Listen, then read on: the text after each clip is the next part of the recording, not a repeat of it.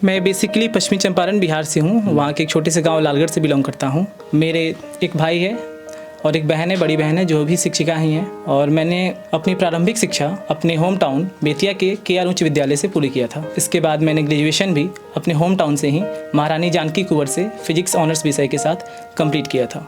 उसके बाद मैं दिल्ली आ गया और यहाँ आकर सिविल सर्विस की तैयारी करने लगा। फिर मैंने 3 अटैम्प्ट दिए UPSC में। जब मेरा यहाँ क्लियर नहीं हो पा रहा था तो मैंने सोचा कि मुझे एक प्लान B की तरफ मूव करना होगा। वो लाइब्रेरी में सारे बच्चे पढ़ रहे थे, मैं कूद गया एकदम से। अरे आ गया। फिर मेरे आंखों से आंसू रुकने नहीं जा रहा था। मैं सबसे पहले बाहर निकला और अपने पापा को कॉल किया, फिर उन्होंने उठाया, फिर उनसे बात किया, तो ऐसे आया रिजल्ट मेरे साथ। Oh my God. दोस्तों, इस वक्त मैं बैठा हूँ सुमित के साथ। इन्होंने इस बार 69 BPSC में 150 रैंक हासिल की है और अब ये रेवेन्यू डिपार्टमेंट देखने वाले हैं बिहार गवर्नमेंट में। वो कहते हैं ना कि हर एक का सपना होता है। इसी तरह सुमित के फादर भी कभी सपना देखते थे सिविल सर्विसेज करने की, कोशिश भी की, लेकिन फाइनेंशियल इश्यूज़ आए और बहुत सारे इश्यूज़ आए तो वो नहीं कर पाए, और वही सपना उन्होंने अपने बेटे सुमित में देखा। ये बहुत ही खुशी का पल है आज कि सुमित ने अपने फादर का सपना पूरा किया है। और मैं दुआ करता हूँ कि अल्लाह और भगवान हर किसी को ऐसा बच्चा दे जो अपने माँ बाप के सपने को पूरा कर सके अपनी मेहनत और शिद्दत के साथ। सुमित, सबसे पहले congratulation. Thank you so much.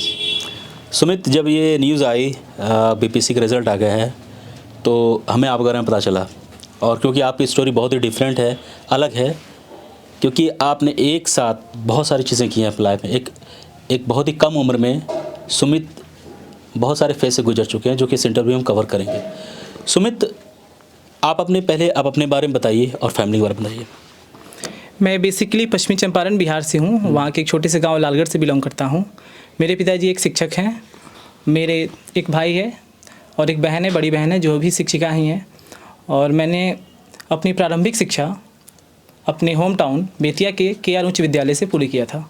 इसके बाद मैंने ग्रेजुएशन भी अपने होम टाउन से ही महारानी जानकी कुंवर से फिजिक्स ऑनर्स विषय के साथ कंप्लीट किया था। उसके बाद मैं दिल्ली आ गया और यहाँ आकर सिविल सर्विस की तैयारी करने लगा। फिर मैंने 3 अटैम्प्ट दिए UPSC में। जब मेरा यहाँ क्लियर नहीं हो पा रहा था तो मैंने सोचा कि मुझे एक प्लान B की तरफ मूव करना होगा। और मैंने ये डिसीजन बहुत बोल्डली लिया उस समय। और मैं देखा उस समय अपने ऑप्शंस को जब तराशा तो मुझे दिखा कि मैं जितने नॉलेज को यहाँ गेन किया हूँ इसको मैं कहाँ यूज कर सकता हूँ। तो मुझे लगा कि हाँ, जर्नलिज्म एक ऐसा फील्ड है जहाँ पे मेरे नॉलेज शायद यूज हो सकते हैं। तो मैंने फिर Indian institute of mass communication के लिए एंट्रेंस एग्ज़ाम दिया, उसे पास किया और फिर मैं वहाँ चला गया। वहाँ मैंने हिंदी जर्नलिज़म किया और वहाँ से मेरा प्लेसमेंट हुआ। उसके थ्रू मैंने DD न्यूज़ में काम भी किया। और वहाँ काम करने के दौरान ही मुझे ऐसा एहसास हुआ कि जब मेरा 69 का रिज़ल्ट आ गया था PT का, कि अगर अभी मैंने यहाँ से रिज़ाइन नहीं किया तो शायद बहुत देर हो जाएगी और मुझे अपने पुराने सपने की ओर फिर से लौटना चाहिए।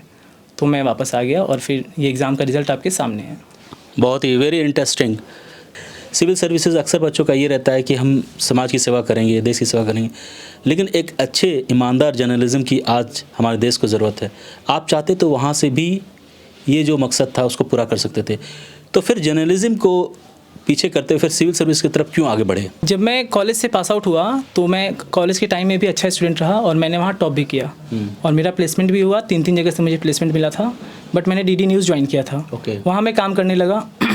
मतलब मेरे घर से मुझे कभी किसी भी चीज़ के लिए रोका नहीं गया था। बट मेरे मन में एक चीज़ था कि मेरे फादर ने मुझसे कहा था कि एक बार तुम सिविल सर्विस की तैयारी ज़रूर करना और उसको पास करके दिखाना।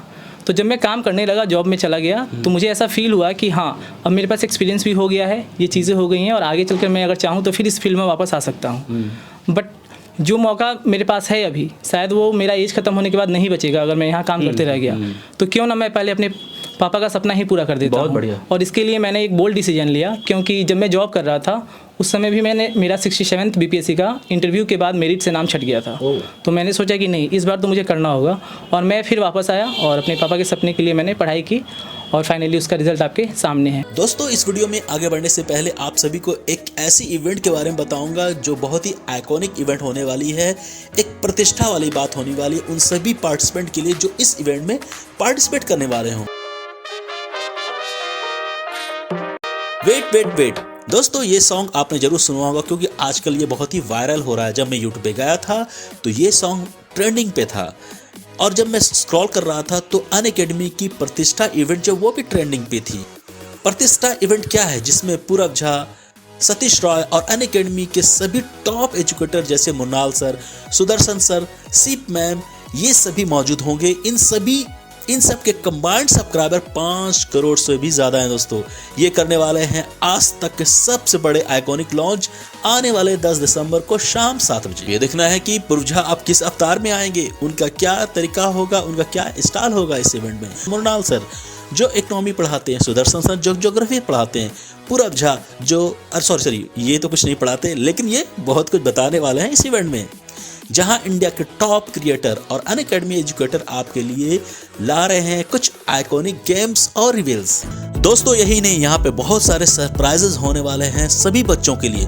तो दोस्तों अभी इसी वक्त अनअकैडमी की जो ऑफिशियल यूट्यूब चैनल है यूपीएससी अनस्टॉपेबल्स पे जाके नोटिफाई के इस बटन को क्लिक कर दीजिए और लाइक करिए सेशन को, ताकि आपको नोटिफिकेशन आ जाए जैसे ही सेशन स्टार्ट हो।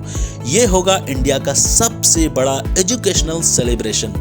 अभी मिलते हैं 10 तारीख को शाम 7 बजे। आप सभी का इंतजार करेंगे इस आइकॉनिक इवेंट में, जहां पे होगा बहुत बड़ा इवेंट, बहुत बड़ा सरप्राइज आप सभी के लिए। मैं 2012 से ही लगभग कभी आईआईटी की प्रिपरेशन के लिए, फिर उसके बाद सिविल सर्विस के लिए घर से बाहर रहा हूँ।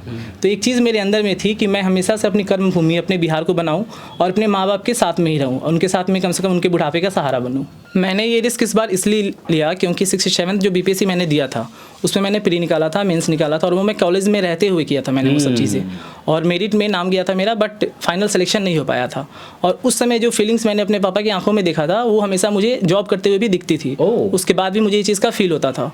और कभी कभी ऐसा भी था कि मैं डीडी न्यूज़ जो कि गवर्नमेंट एजेंसी है वहाँ काम करता था, तो जो मेरे सीनियर्स थे वो ऑलरेडी इंडियन इन्फॉर्मेशन सर्विस के ऑफिसर हुआ करते थे। तो उन्हें देखकर भी मुझे हमेशा इंस्पिरेशन मिलता था कि शायद मैं इस जगह पे रह सकता हूँ, पर मैं यहाँ एक एज अ मीडिया इंटर्न की तरह काम कर रहा हूँ। तो मेरे अंदर में ये फीलिंग्स आई, और तब तक मेरा 69 बीपीएससी जो मैं दे ही रहा था उसका प्रीलिम्स का रिजल्ट आ गया। तो मैंने सोचा कि अगर अभी ये डिसीजन नहीं लिया तो शायद मेरे पास एज बचेगा भी नहीं और मैं कुछ कर नहीं पाऊँगा। इसलिए मैंने बोल्ड डिसीजन लिया, और उसको मैंने 1 साल के अंदर प्रूफ करके भी दिखाया कि मैंने जो डिसीजन लिया उसको जस्टिफाई कर दिया। बहुत बढ़िया। देखिए आपकी लाइफ में भी ऐसे पल आ सकते हैं जहाँ पे आपको सही डिसीजन लेना है, ठीक है। वो डिसीज़न आप पे डिपेंड करता है कि आप किस स्केल पे उस डिसीजन को ले रहे हैं, किस पॉइंट पे, किस पैरामीटर्स के बेसिस पे वो डिसीजन ले रहे हैं। एक रिस्क लेना ज़रूरी है। जब तक आप रिस्क लाइफ में नहीं लोगे आप नहीं बढ़ सकते आगे, क्योंकि वो कहते हैं ना दुनिया में कोई भी चीज़ इम्पॉसिबल नहीं है।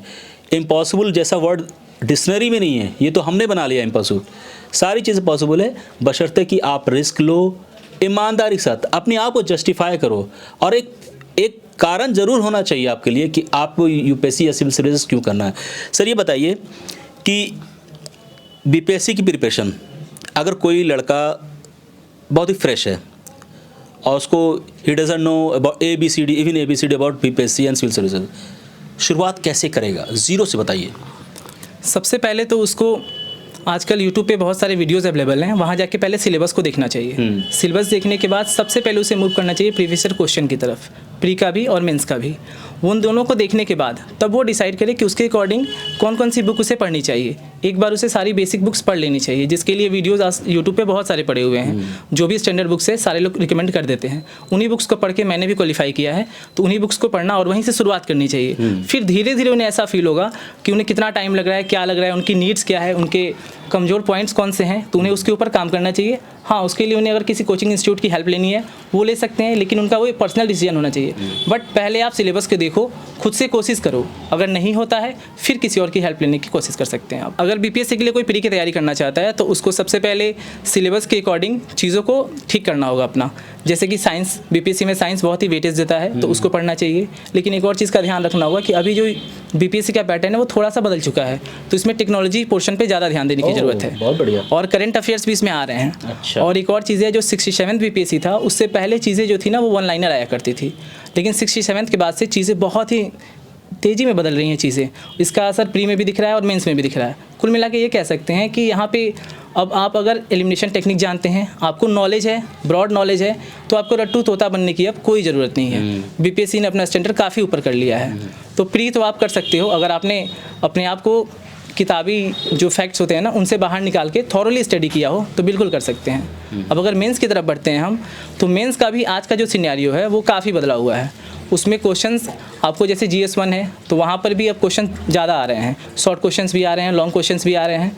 तो अगर आपने पढ़ाई ठीक से की है, और सबसे इंपॉर्टेंट है आज के BPSC मेंस क्वालिफाई करने के लिए कि राइटिंग स्किल, अगर आपकी राइटिंग स्किल अच्छी है, आप क्वेश्चंस को टाइम के अंदर में पूरा कर पा रहे हैं, तो ये आज के BPSC का जो पैटर्न है मेंस वाला, उसके लिए बहुत फ़ायदेमंद होने वाला है।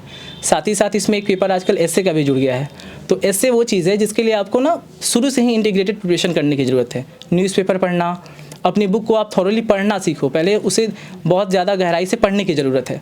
आप पढ़ते पढ़ते वो चीज़ें आपके मन में बैठती हैं और वो सारी चीज़ें निकल के एस्से के अंदर में ही आती है। और BPSC के एस्से में एक और खासियत है, खासकर उन बच्चों के लिए जो खुद को हिंदी मीडियम के लिए कहते हैं कि हिंदी मीडियम के साथ जस्टिफाई नहीं हो रहा है, तो जो एस्से का पेपर है उसमें जो तीसरा पोर्शन आ रहा है, जो कि खासकर बिहार की उपबोलियों पर संबंधित होता है, वहाँ हिंदी मीडियम वालों के लिए बहुत फ़ायदा है। तो उस पर आप फोकस कीजिए, वहाँ से आप 10-20 नंबर बढ़ा सकते हैं। अगर GS में आपके 2-4 नंबर कट जा रहे हैं तो आप उससे पॉजिटिव भी ले सकते हैं। बहुत बढ़िया। और इस बार का जो रिजल्ट है वो भी दिखाता है कि हिंदी मीडियम वालों का रिजल्ट काफ़ी शानदार आया है।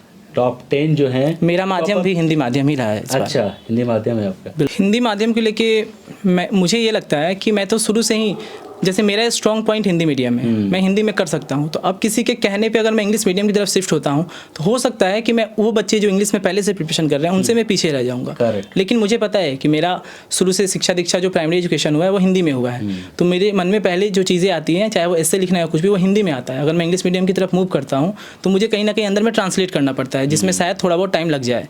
तो हिंदी मीडियम का मुझे तो बस क्लियर था कि हाँ मेरा मीडियम हिंदी ही रहेगा। और रही बात प्रॉब्लम को लेके, तो हिंदी माध्यम को लेके थोड़ी बहुत चीज़ें तो UPSC के लेवल पे दिखती हैं, जैसे कि ट्रांसलेशन को लेके जो इशू था, बट अब इधर 1-2 सालों में ये चीज़ें बाहर हो गई है, ऐसा कुछ दिख नहीं रहा है। और अब हिंदी माध्यम से रिजल्ट UPSC में भी आ रहे हैं, इधर आ रही हैं चीज़ें। और बिहार PCS में तो हिंदी माध्यम को लेके शुरू से ही रिजल्ट अच्छा ही रहा है, इस बार भी अच्छा रिजल्ट आया हुआ है। और आप अपने माध्यम को लेके ना ऐसा कहें कि रोना ना रोएं, बल्कि उसको और अच्छा करने की कोशिश करें। जैसे मैं पहले भी कह चुका हूँ कि GS1, GS2 और एस्से 3 पेपर है हमारे पास। तो क्यों ना अगर GS1 या 2 में हमारे सामने इंग्लिश मीडियम वाले 2-4 फैक्ट्स या अच्छी चीज़ें लिख के हमसे 5-10 नंबर आगे ले आ रहे हैं, तो क्यों ना हम अपने राइटिंग स्किल के दम पे हम लोग एस्से के पेपर को इतना अच्छा कर लें कि उनसे 20-25 मार्क्स आगे बढ़ा लें। बहुत इवन कि इंटरव्यू में जहाँ तक मुझे दिखा, मेरा भी माध्यम हिंदी था, वो बहुत कंफर्टेबल थे। उन्होंने हिंदी से मतलब कोई भी ऐसा कुछ नहीं हुआ कि उन्होंने इंग्लिश का कुछ हवा बनाया हो इंटरव्यू के, मतलब वो बोर्ड के अंदर में कुछ नहीं, वो काफ़ी कम ये थे और उन्होंने बहुत रिलैक्स कराया। तो मेरा यही कहना है कि आपका जो भी माध्यम है उसके साथ स्ट्रिक्ट रहें और उसके ऊपर मेहनत करें, उसकी गुणवत्ता को बढ़ाएं। ये ना कि माध्यम बदलने से आपका सिलेक्शन हो जाएगा। बहुत बढ़िया। रिसोर्सेज की बात करते हैं, हिंदी माध्यम में रिसोर्सेज कौन कौन सी रिसोर्सेज आपने यूज़ की? अगर हम करेंट अफेयर्स की बात करें या GS की बात करें, इसके लिए क्या क्या किया और एस्से के लिए कैसे तैयारी की आपने? मैंने रिसोर्सेज की अगर बात करें तो डिफरेंट प्लेटफॉर्म्स हैं, मतलब लगभग सारे कोचिंग के प्लेटफॉर्म के जो भी रिसोर्सेज है, जैसे एस्से के लिए मैंने विजन IAS की एक ये आता है एस्से का, उसको भी देखा था। दृष्टि का भी जो कोटेशन वाला बुकलेट आता है उसको भी देखा था मैंने। तो मैंने डिफरेंट प्लेटफॉर्म को तो यूज किया, बट सब करने के बाद भी मैंने उसको अपने नोट्स में एक जगह रखा और अपने काम की चीज़ें वहाँ से निकाली। किसी एक इंस्टीट्यूट का या किसी चीज़ का नोट्स लेके बस आप उसको पढ़ के नहीं कर सकते हो, उसकी शॉर्ट नोट्स बना के अपने पास रख लो। वैसे ही GS का जहाँ तक है तो GS में मैंने प्रीवियस ईयर क्वेश्चंस को पहले देखा, उसके अकॉर्डिंग मैंने सारे शॉर्ट नोट्स बना लिए थे पहले ही। अगर कोई क्वेश्चन राष्ट्रपति पे आता है तो उसके लिए मुझे क्या स्टार्टिंग करनी है और क्या मेरा कंक्लूजन होगा, वो भले ही क्वेश्चन की डिमांड में थोड़ा बहुत बदल सकता है, लेकिन वो चीज़ें पहले से मेरे मन में फिक्स था। लक्ष्मीकांत जैसे बुक है, वहाँ से मैंने क्या किया था, उसको ना मुश्किल से 50-60 पेज में उसका शॉर्ट नोट्स बना लिया था और बस उसको देख के मैं अपना काम चलाता था। ऐसे ही करके मतलब सारे विषय को मैंने जनरली स्टैंडर्ड बुक ही फॉलो किया है, बट ये भी नहीं कि मैं मार्केट में जो भी चीज़ें अवेलेबल हो उनकी ओर फोकस नहीं करता था, देखता था। जैसे करंट अफेयर्स को लेके विजन IAS की मैगजीन काफ़ी अच्छी है, उसको आपको देखना चाहिए, बिल्कुल देखना चाहिए। और मतलब आपको जो भी चीज़ अच्छी लगती है मार्केट से देखो, उन चीज़ों में जो अच्छा लगता है उन्हें चुन लो। सबसे पहले चीज़ है ना, आपको चुनने आना चाहिए। अगर यूट्यूब की भी बात करें तो यूट्यूब पे भी लोग अच्छे अच्छे पढ़ा रहे हैं, लेकिन यहाँ हमें कंटेंट कंज्यूमर नहीं बनना है। हमें ये देखना है कि हमारे काम की चीज़ें क्या है, उन्हें बस लो आगे निकल जाना है हमें, क्योंकि यहाँ यूट्यूब पे भी ना भीड़ आई हुई है। और एक और चीज़ मैं कहना चाहूँगा अभी जिनको 70 भी देना है उनके लिए, कि आप लोग ना अभी कम से कम आगे 10 दिन और 12 दिन के लिए कृपया करके नए नए बुक्स को लेना बंद कर दें। मार्केट में लगातार करंट अफेयर्स की बुक्स आ रही हैं और यूट्यूब पे लोग लगातार वीडियोस डाल रहे हैं, लंबे लंबे वीडियो बनेंगे और अभी वो बनते ही जा रहे हैं। अगर ये वो समय है, अगर आपको एग्ज़ाम क्रैक करना है तो आपको अपना नेट बंद कर देना चाहिए, यूट्यूब से दूरी बनानी चाहिए। आपका जो नोट्स बहुत दिनों से बना हुआ है, जो इस करंट अफेयर्स के थ्रू आप पढ़ाई कर रहे थे ना, उसी को रिवाइज़ करें।